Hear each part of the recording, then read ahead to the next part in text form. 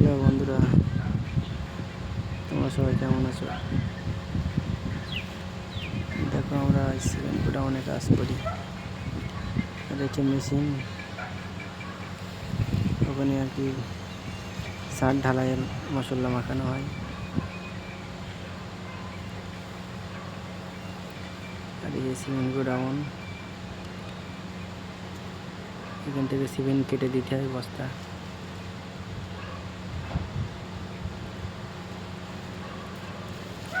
ওইসব খালি সিমেন্টের বস্তায় আছে হাফড়, এতে সিমেন্ট কেটে দিতে হয়। দেখো, সিমেন্ট আর সিমেন্ট এই পাইপের সাহায্যে চলে যায় উপরে সিমেন্ট।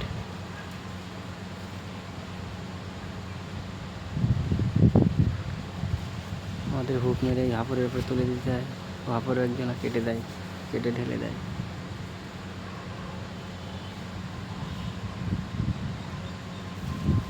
চলো উপরের দিক দেখায়। এখানে হচ্ছে পাথর আছে, এই সাইডে ডাস আছে। এটা ডিজে মেশিন, জেনারেটর।